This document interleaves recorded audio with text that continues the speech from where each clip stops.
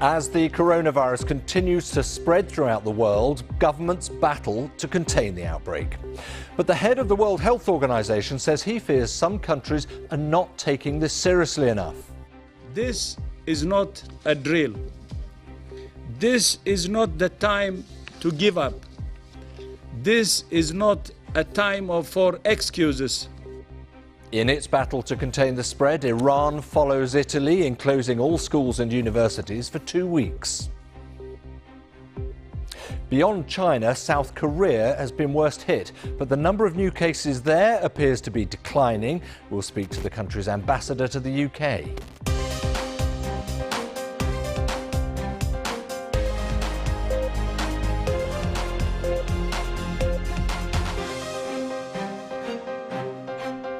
Also on Global, she says she moved the needle, but Elizabeth Warren ends her campaign to be the Democratic Party candidate for president.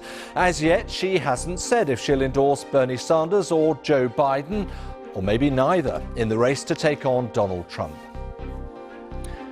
Also back to the negotiating table over Syria, with more civilians dying in Idlib. What will talks between the Russian and Turkish presidents actually produce?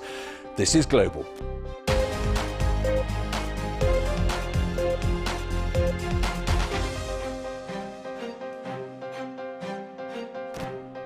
Now, if the word of the moment is containment of COVID-19, well, the message is rather different. Bosnia and South Africa have declared their first cases. Switzerland has seen its first death.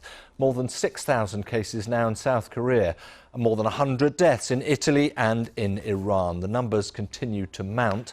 The International Monetary Fund, well, it's announced it's going to contribute $50 billion to help countries affected by the virus. The World Bank said earlier in the week it would contribute $12 billion. And this is what the World Health Organization had to say just a short time ago about the global situation.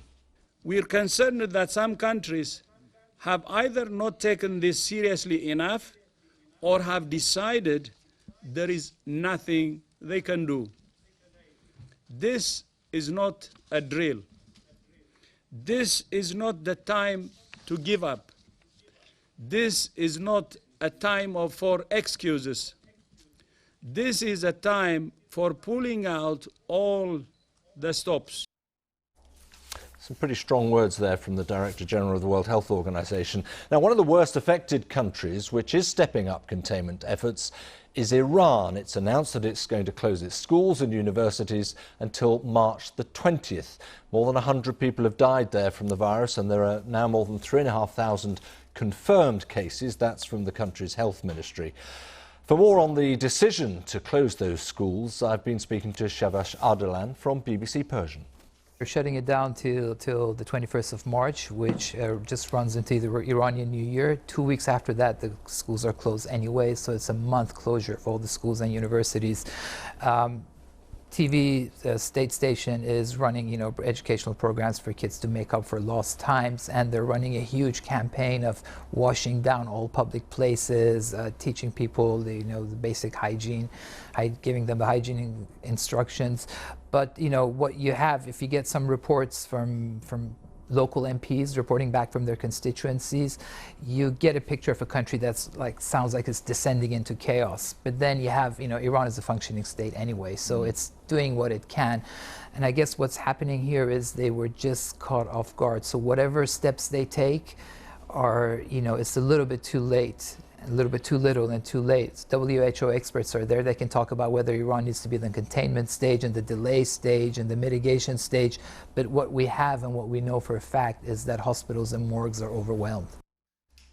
Well, plenty more on the coronavirus outbreak a little bit later in the programme. In fact, I'm going to be speaking to the South Korean ambassador to London about the situation in the country there. So stay with us for that.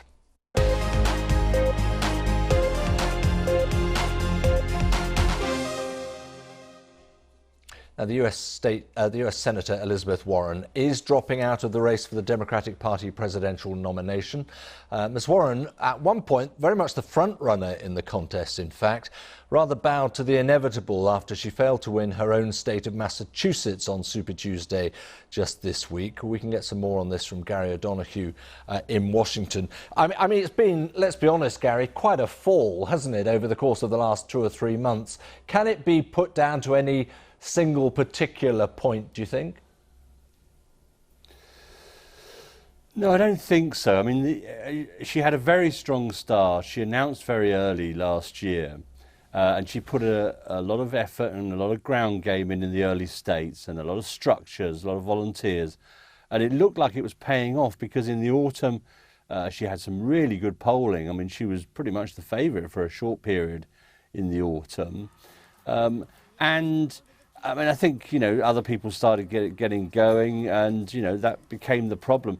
I mean, there were issues around the kind of cutting through with her sort of various plans.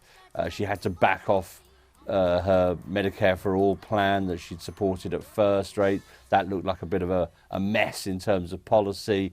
But it wasn't ever very clear how she was going to marry those two ideas of being a left-wing politician, but also reaching out to the centre as well. So there have been some difficult moments, and I think with those poor performances in Iowa and then New Hampshire and Nevada, and then, as you say, to lose, came in third in Massachusetts, her own state. I mean, that's really embarrassing. I think there was no way forward from there. Yeah, I see from her words to her own campaign staff, she took some pleasure, it would seem, at making sure that Michael Bloomberg got nowhere. One billionaire dealt with there. There is that huge question, isn't there? Is she going to endorse anybody? Well, she didn't in that statement, in those words to the campaign staff. No mention of any kind of endorsement. 4 years ago, where she was thinking about getting into the race and didn't in the end, she also didn't endorse anyone during the nomination process. She didn't endorse Bernie Sanders at that time, didn't endorse Hillary Clinton, but did endorse Hillary Clinton after she got the nomination. So she may choose to stay out of this. And bear in mind, it would require something of a volte-face for her in terms of backing Bernie Sanders, because she did stand there on that debate stage at one point in Des Moines, didn't she, and say, you just called me a liar on national television. So there's a bit of stuff going on between those two, for sure. And she also has some history of disagreements with Joe Biden too. So she may feel she personally wants to keep her endorsement of it, but that's not to say her supporters will make up their own minds, and they may split perhaps more evenly than you would think. We wait to see. Gary, thank you very much indeed. Gary O'Donoghue with the latest there from Washington. OK, let's get back to our main story, and it is, of course, the global spread of coronavirus. And one of the countries that has experienced the most severe outbreak is South Korea. More than 6,000 reported cases as of today. There are dozens of countries limiting arrivals from South Korea. Earlier this week, President Moon Jae-in declared a state of war, as he put it, on the virus, with extra measures being taken to try to contain the outbreak. And that includes a ban on exporting face masks. So a lot of issues to deal with. With me now is the Republic of Korea's ambassador to the UK, Her Excellency Enna Parker. And Excellency, thanks very much indeed for coming in and joining us. And it's quite nice to be able to start an interview like this on what looks like a moment of good news, which we heard from the World Health Organization, saying that newly reported cases appear to be in decline. How much can you read into that? Well, still we are facing unprecedented challenge with the soaring number of the confirmed cases. The Korean situation is somewhat unique because the majority of the confirmed cases originate from a specific region, and also a single religious sect. Due to some clandestine characteristics of the church or the religious group, virus spread very widely and quickly, and limiting government early intervention, and it deteriorates the situation. Yeah, this is the Xinjiang sect, which has been quite well documented, and they've recognized some of that responsibility there, because given South Korea's experience in only the last few years with MERS, and there was a lot of criticism at the time about how South Korea responded, perhaps not as well as it should. One would have thought that this time round you'd be nailing these things down much quicker. We thought we almost nailed down. However, unexpected thing took place. So now government is concentrating, focusing its capabilities to those high-risk region and high-risk group. And actually the spike paradoxically it's resulted from the robust Korean government's robust screen test diagnostic capabilities. Our strategy is to track down all suspicious cases, and we are providing tests vigorously, over 15,000 tests per day. And so far, 150,000 test has been done. So this all-catch approach enabled us to verify all suspicious cases So effectively and efficiently. Yeah, you've closed it down a lot more than perhaps you might have done. I know you have an app, don't you, that everyone has to download now, which serves, among other things, to let people know where someone with a case of coronavirus might be. Incredibly advanced. That's technology in action for you. I think if I speak from here, people might struggle with that because it does track very carefully people's whereabouts, essentially what they're up to. It's quite an invasion on privacy. We see it as all about the transparency, to let people know what's going on, and we share all the information, data, statistics, and government measures at real time to public. As you mentioned, we installed the application, and everyone has a cell phone installed application. It helps people to be more prepared. And people accept that, you would say, by and large. Just reflecting on MERS again, if I may, I mean, the number of cases was relatively to this was tiny, 160, 170. The number of deaths was significant, 38. Yes. You now have more deaths from COVID-19 by 1 or 2, of course. Isn't the problem for you, as for every country really, that it's so much harder to detect this in the early stages? And that's why the idea of containing it, even within South Korea, even with the measures you've brought into place, it's not far short of impossible, is it? It's very difficult to detect because the early symptoms of coronavirus is quite similar to the symptoms of the common cold. That's why we are conducting the test so vigorously. And in addition to provide the test at the medical facilities, we introduced very innovative facilities such as drive-through screening test. So suspicious one can go to can use that facility. Drive through, it takes only a few minutes, and within 6 hours you can get the result. Right, well that's something. I mean, you must be very encouraged by this word from the WHO about newly reported cases beginning to possibly appearing to be in decline, because let's be honest, the economic damage for South Korea is going to be huge. Yes, for the time being, it will affect our economy. But as the situation comes down, our economy will get another opportunity to boost. So regarding to the mortality rate in Korea due to this coronavirus, so far we have around 40 casualties, which is only 0.6%.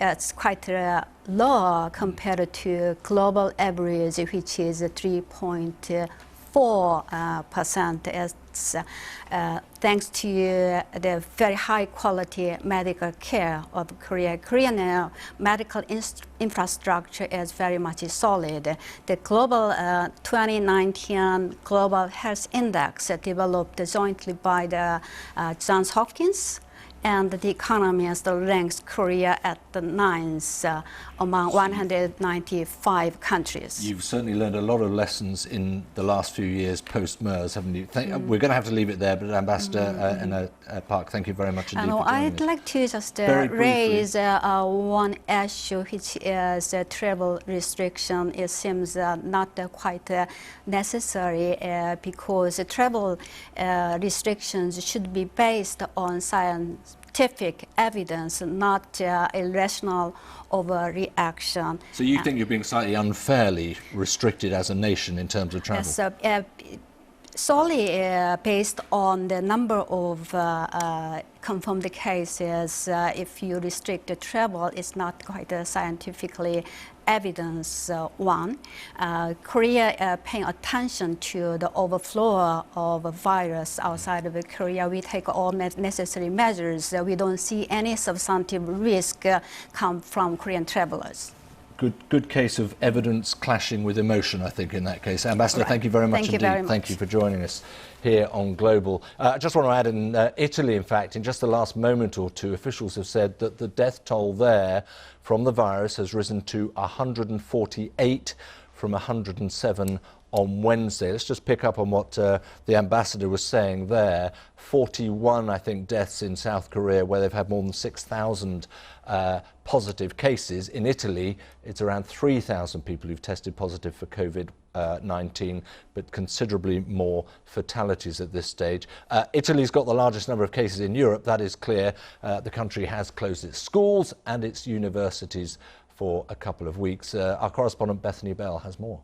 Schools and universities in northern regions that have been most impacted by the outbreak of the disease have already been closed for almost 2 weeks now, but the government has said it has taken these extra measures in a step of what it called maximum protection. It's urging people not to shake hands, to wash their hands as much as possible. It's suggesting that elderly people should stay indoors, and it's calling on cinemas and theatres to stay closed. Big sporting events here in Italy will now take place behind closed doors. All of this in an attempt to try and stop the spread of this disease, which has been having a big impact on Italy's economy. Tourism has taken a very big hit, hotels saying they've had big cancellations, and people here very concerned about how much this is going to go on for, when they'll be able to start returning to a more normal existence. Parents of children worried about childcare and whether they can stay at home to look after their children. The government is said to be planning steps to try and help people in those situations, but people here very much hoping that things will start to improve soon. Bethany Bell there, the latest figures suggesting it might not be so soon at the moment, though. Stay with us here on Global. Coming up in a moment, back to the negotiating table. The latest attempts by Russia and Turkey's presidents to bring tensions down in Syria's Idlib province. Will they work?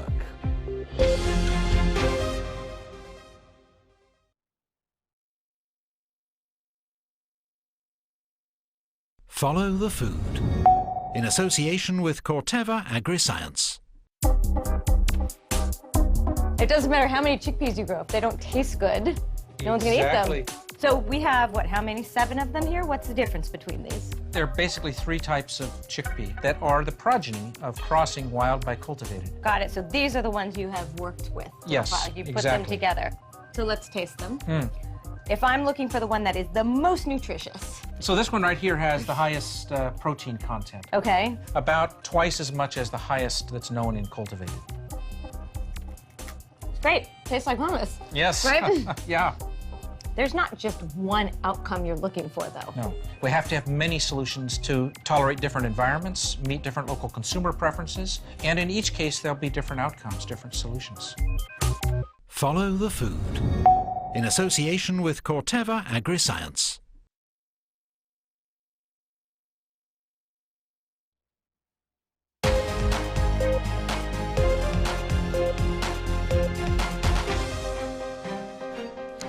Abduction, serious physical abuse and a campaign of intimidation. These are all allegations made against the ruler of Dubai, Sheikh Mohammed Al Maktoum, and made by his former wife, Princess Haya of Jordan, and found to be proven by the High Court here in London. In a series of judgments published today, the court overruled the Sheikh's attempt to keep those findings secret.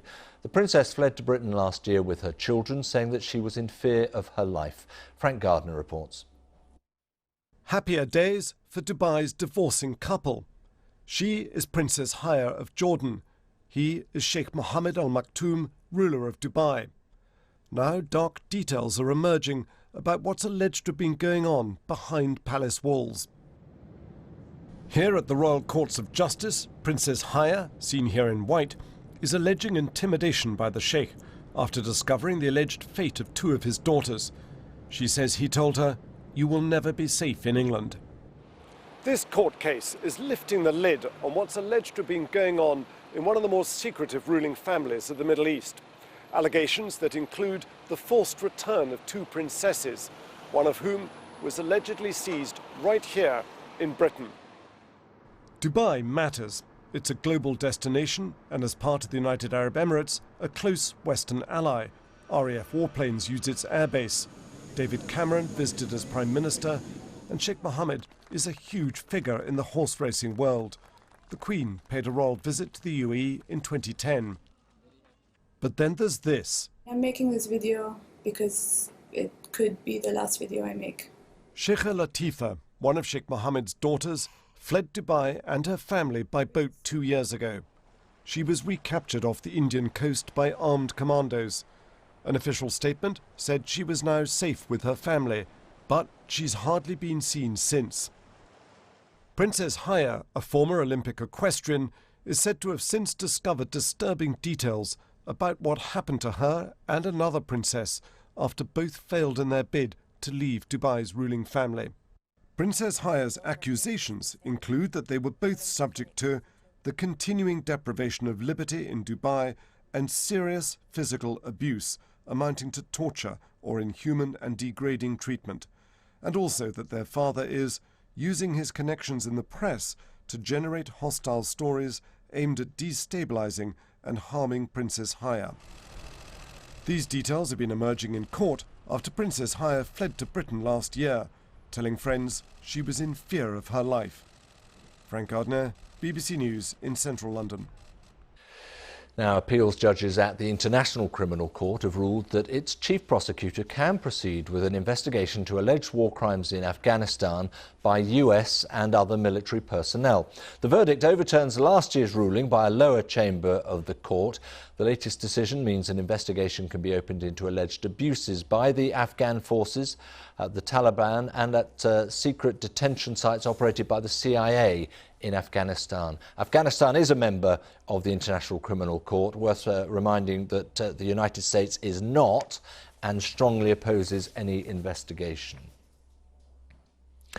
Right now, the presidents of Turkey and Russia have been holding talks in Moscow, considerably lengthy ones actually, to try to ease tensions threatening to bring the two countries into direct conflict in Syria itself. Well, President Recep Tayyip Erdogan is looking for a rapid ceasefire in Idlib. That's the northwestern province where fighting has escalated between Syrian rebels backed by the Turkish military and regime forces supported by Russia. 34 Turkish soldiers were killed in an airstrike which had been blamed on Damascus. That was just a week ago. This is the situation live because Presidents Erdogan and Putin are now outlining what their talks concluded And we've heard from President Putin already. He has said that they have been able to find common ground. He has spoken of a ceasefire being agreed for Idlib and that more work can be done. We don't have the finer details of that, but that does tally with what President Erdogan was saying beforehand as to what he wanted. Mr. Putin began those talks by expressing certainly some sympathy with the Turkish position and a desire to find common ground. They talked in the end for hours, 5 hours or so, so it seems that they have reached some degree of common ground there. We'll get more for you in due course. Now, one of France's high-speed intercity TGV trains has derailed in the east of the country. 21 people have been injured. One of those injured, in fact, is the driver. He's said to be in a serious condition. The train came off the tracks northwest of Strasbourg en route to Paris. Preliminary reports indicate that it hit debris from a collapsed embankment. This is the TGV, the Train Grande Vitesse, which of course one of the pioneers of high-speed routes with an extremely good safety record. Just want to bring you the very latest once again on the situation with regard to Italy, where there's been a sharp increase in the fatality numbers from the coronavirus COVID-19. Total now set at 148, so that's risen 41 from Wednesday. There are something like 3,000 plus people who've been confirmed as positive for COVID-19, and Italy has the largest number of cases in Europe itself. That is obviously a significant increase there. No wonder schools and universities have been closed in Italy. Thanks for watching.